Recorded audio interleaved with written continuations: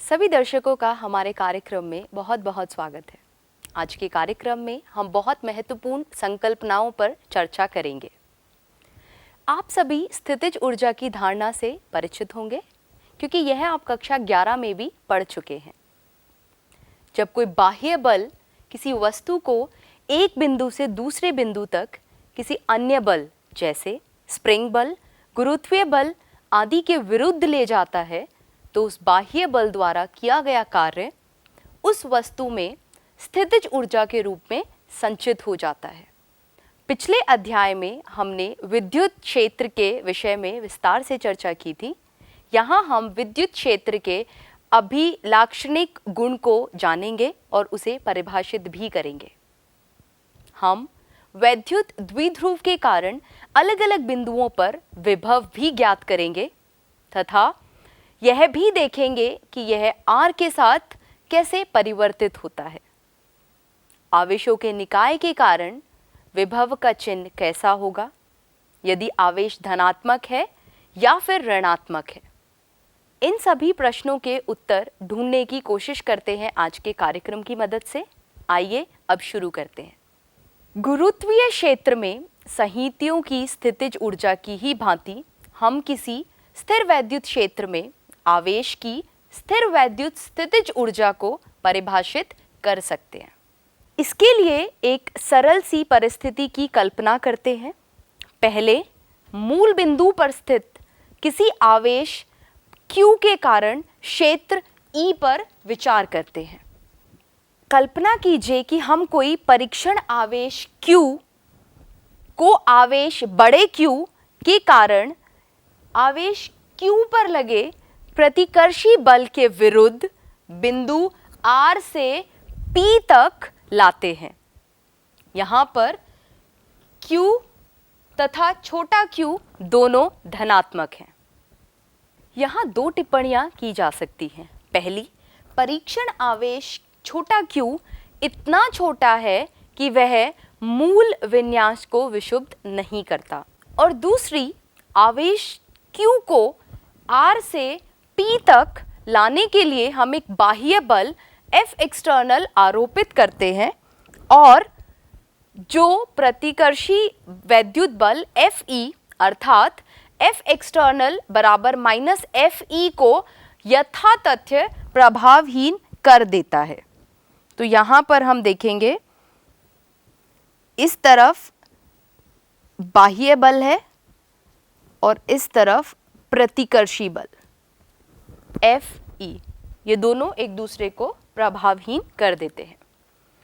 इसका अर्थ यह हुआ कि जब आवेश छोटा q को R से P तक लाते हैं तो उस पर कोई नेट बल अथवा त्वरण कार्य नहीं करता। इसे अत्यंत धीमी नियत चाल से लाया जाता है। इस स्थिति में बाह्य बल द्वारा आवेश पर किया गया कार्य वैद्युत बल द्वारा किए गए कार्य का ऋणात्मक होता है तथा पूर्णतः आवेश Q की स्थितिज ऊर्जा के रूप में संचित हो जाता है। और हम यह कार्य किस प्रकार लिख सकते हैं?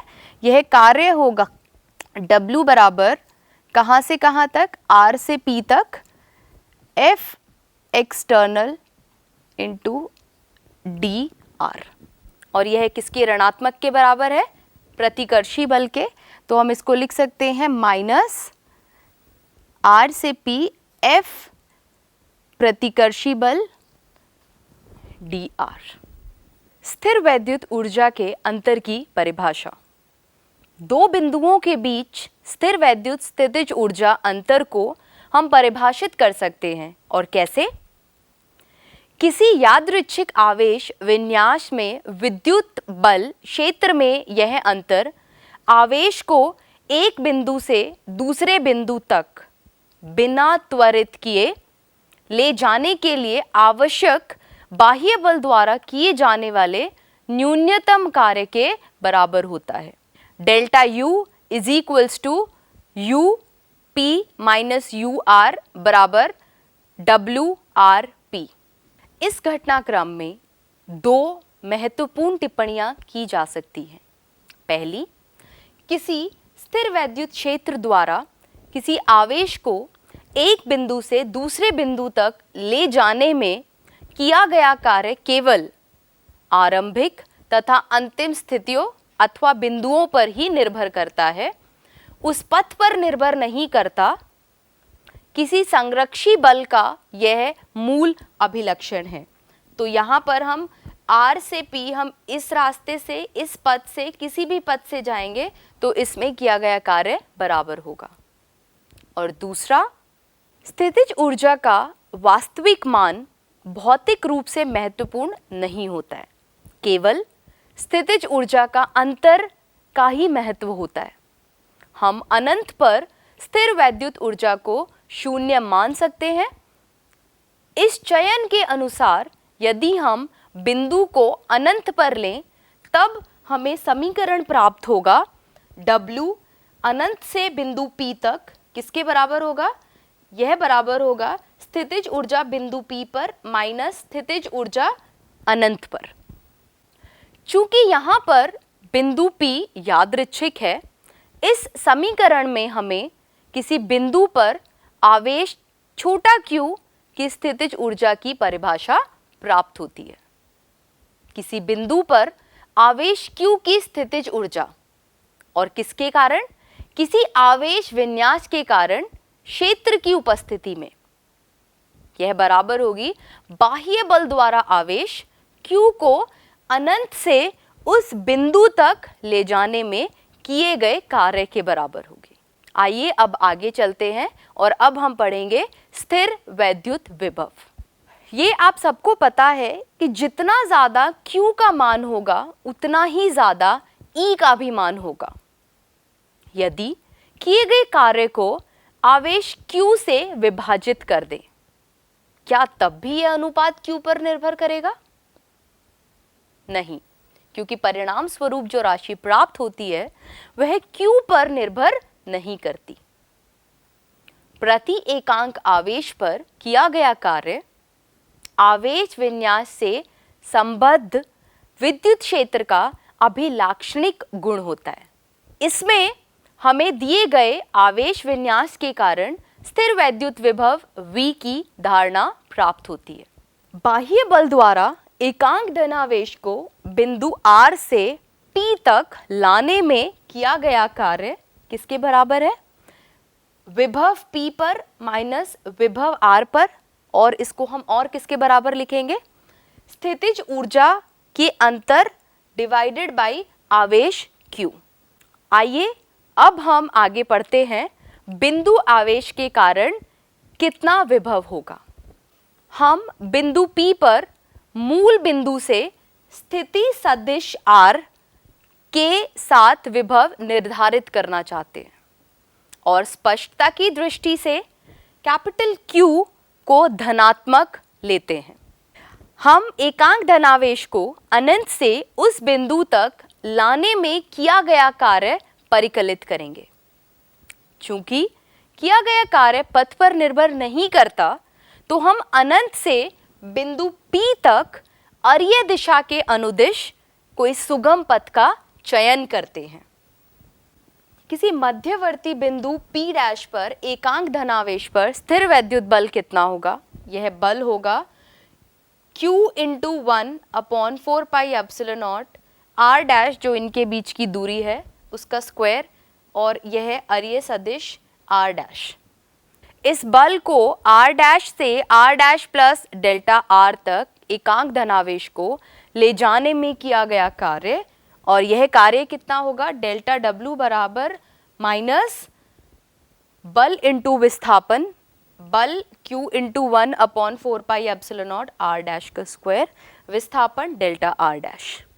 यह ऋणात्मक चिन्ह यहाँ यह दर्शाता है कि डेल्टा R नेगेटिव है, और समीकरण को फिर हम R डैश बराबर अनंत से R डैश बराबर R तक समकालित करने पर बाह्य बल द्वारा किया गया कुल कार्य W प्राप्त होगा, और यह W किसके बराबर होगा? W बराबर माइनस अनंत से R तक Q/4 pi epsilon naught into D R dash. समकालित करने पर यह होगा Q upon 4 pi epsilon naught into R। परिभाषा के अनुसार यह आवेश Q के कारण बिंदु P पर विभव है, अतः यह V बराबर कार्य के होगा और Q upon 4 pi epsilon naught into R। यह समीकरण आवेश Q के किसी भी चिन्ह के लिए सत्य है। इसका मतलब यह है कि यदि Q धनात्मक है तो विभव भी धनात्मक होगा और यदि Q ऋणात्मक है तो विभव भी ऋणात्मक होगा। आइए अब हम देखते हैं विभव V और वैद्युत क्षेत्र E का दूरी r के साथ परिवर्तन।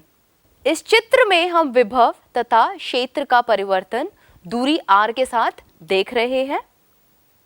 विभव दूरी के साथ 1 अपॉन r तथा क्षेत्र 1 अपॉन r स्क्वायर के अनुपात में परिवर्तित होते हैं। चलिए अब हम एक वैद्युत द्विध्रुव के कारण विभव का मान ज्ञात करते हैं। वैद्युत द्विध्रुव दो बिंदु आवेशों Q तथा माइनस Q से मिलकर बनता है। इन आवेशों के बीच लघु पृथक्करण 2a है। इसका कुल आवेश 0 होता है तथा यह द्विध्रुव सदिश P का परिणाम Q इंटू 2a है। द्विध्रुव सदिश P की दिशा माइनस Q से Q के साथ अनुदिश होती है।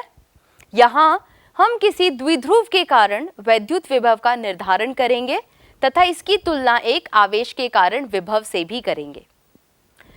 हम द्विध्रुव के केंद्र को मूल बिंदु पर रखते हैं। इस प्रकार किसी वैद्युत द्विध्रुव के कारण विभव आवेशों Q तथा माइनस Q के कारण विभवों का योग होता है। यह योग होगा V बराबर 1/4 पाई epsilon not Q upon R1 and Q upon R2। यहाँ R1 तथा R2 बिंदु P की क्रमशः Q तथा माइनस Q से दूरियां हैं। अब ज्यामिति द्वारा R1 तथा R2 का मान ज्ञात करते हैं। इस चित्र में आप देख सकते हैं R1 का स्क्वायर बराबर R square plus A square minus 2AR cos theta. इसी तरीके से R2 का स्क्वायर बराबर R square plus A square plus 2AR cos theta होगा। आगे बढ़ते हैं। अब यह होगा R1 स्क्वायर बराबर R square 1 minus 2A cos theta upon R plus A square upon R square. किसके बराबर होगा? R square 1 minus 2A cos theta upon R, और इसी तरीके से R2 का स्क्वायर भी 1 plus 2A cos theta upon R होगा। यहाँ हम R को A की तुलना में अत्यधिक बड़ा मानते हैं तथा केवल A अपॉन R के प्रथम कोटि के पदों को ही सम्मिलित करते हैं। द्विपद समीकरण का उपयोग करने पर A अपॉन R के प्रथम कोटि के पदों को सम्मिलित करेंगे और देखेंगे यह होगा 1 अपॉन R1 बराबर 1 upon R 1 minus 2A cos theta upon R, इसकी पार माइनस 1/2, और ये किसके बराबर होगा? 1 upon R 1 plus A upon R cos theta के। इसी प्रकार 1 upon R2 1 upon R 1 plus 2A cos theta upon R की पार माइनस 1/2, और ये भी बराबर होगा 1 upon R 1 minus A cos theta upon R के इक्वल। अब हम P बराबर Q इंटू 2A का उपयोग करने पर V बराबर Q upon 4 pi epsilon naught into 2A cos theta upon R square. इसमें Q इंटू 2A बराबर होगा P के, तो यह होगा P cos theta upon 4 pi epsilon not R square. अब P cos थीटा बराबर P डॉट R एकांक। अब V को हम क्या लिख सकते हैं? 1 upon 4 pi epsilon not P dot R एकांक अपॉन R स्क्वायर। V बराबर प्लस और minus 1/4 pi epsilon not P upon R square, और यह विभव द्विध्रुव के अक्ष जहां पर थीटा 0 और पाई के बराबर है, यह वहां पर विभव है। निरक्षीय विषुवत समतल यानी कि थीटा बराबर π/2 में विभव 0 होगा, क्योंकि cos थीटा का मान 0 होता है। किसी द्विध्रुव के वैद्युत विभव तथा एकल आवेश के वैद्युत विभव के तुलनात्मक महत्वपूर्ण लक्षण समीकरण से स्पष्ट है।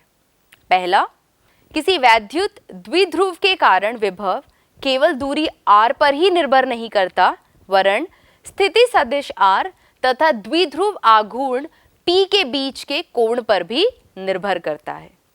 और दूसरा, अधिक दूरियों पर वैद्युत द्विध्रुव के कारण विभव 1/r² के अनुपात में घटता है, न कि 1/r के अनुपात में, जो कि एकल आवेश के कारण विभव का एक अभिलाक्षिक गुण है।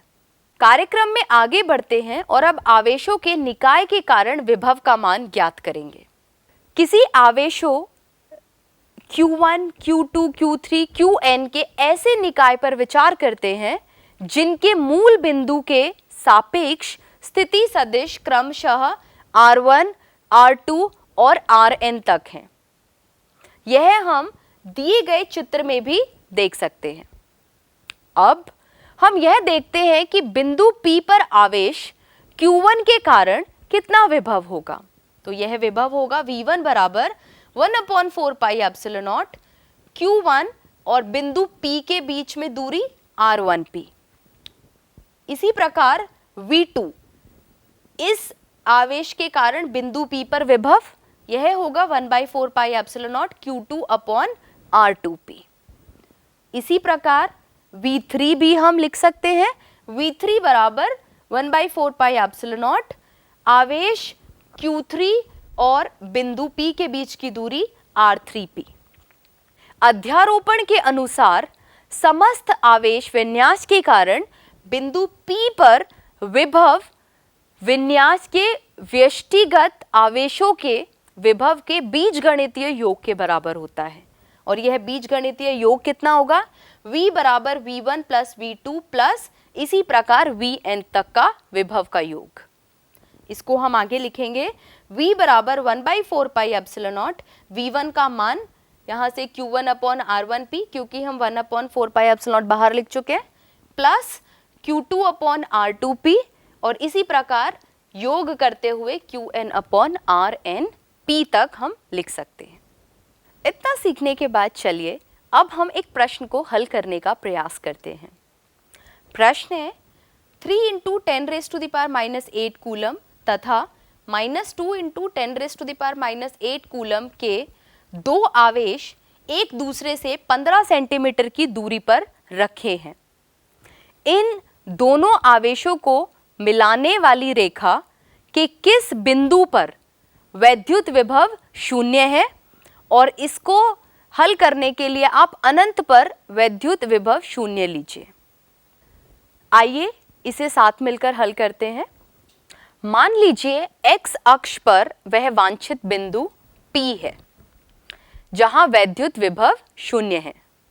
यदि बिंदु P का x निर्देशांक x है तो स्पष्ट रूप से x धनात्मक होना चाहिए, और x यदि ऋणात्मक है तो यह संभव नहीं हो सकता कि दोनों आवेशों के कारण वैद्युत विभव जुड़कर 0 हो जाए। यदि x मूल बिंदु O तथा A के बीच कहीं स्थित है तो विभव बराबर 1/4 पाई epsilon not 3 × 10⁻⁸ upon x × 10⁻² minus 2 × 10⁻8 upon 15 - x × 10⁻²। -2 हमने इसलिए लिया है क्योंकि दूरी सेंटीमीटर में दी गई है। इस विभव को 0 के बराबर रखते हैं और हम देखते हैं कि x का मान 9 सेंटीमीटर है। यदि बिंदु x विस्तारित रेखा OA पर है तो वांछित शर्त के अनुसार 3/x माइनस 2/x - 15, और इसको हम 0 के बराबर रखेंगे तो x का मान कितना होगा? x बराबर 45 सेंटीमीटर। इस प्रकार धनावेश से 9 सेंटीमीटर तथा 45 सेंटीमीटर दूर ऋणावेश की ओर वैद्युत विभव 0 है। ध्यान दीजिए यहाँ परिकलनों के लिए वांछित सूत्र को अनंत पर वैद्युत विभव 0 मानकर ही व्युत्पन्न किया गया है।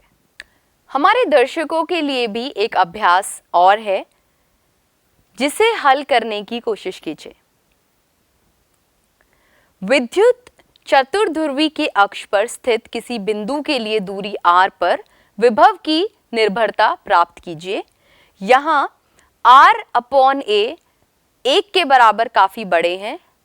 अपने परिणाम की तुलना एक विद्युत द्विध्रुव वह विद्युत एकल ध्रुव अर्थात एकल आवेश के लिए प्राप्त परिणामों से कीजिए।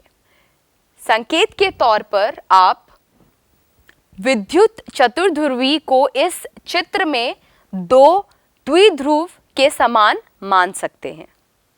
तो आज के कार्यक्रम में हमने स्थिर वैद्युत विभव के बारे में कुछ बातें सीखी। हमने क्या क्या सीखा? हमने सीखा स्थितिज ऊर्जा, स्थिर वैद्युत विभव, बिंदु आवेश के कारण विभव, द्विध्रुव के कारण विभव तथा आवेशों के निकाय के कारण विभव। आज के कार्यक्रम का अंत मैं आइंस्टाइन के एक कथन से करना चाहूंगी। कल्पना ज्ञान से ज्यादा महत्वपूर्ण होती है। अर्थात जब भी कुछ नया सीखें उसे ज्ञान की तरह लेने के साथ साथ उसके बारे में कल्पना भी करें ताकि कुछ और नया करने की संभावना उत्पन्न हो। तो दर्शकों, सीखते रहें। फिर मिलते हैं अगले कार्यक्रम में। धन्यवाद।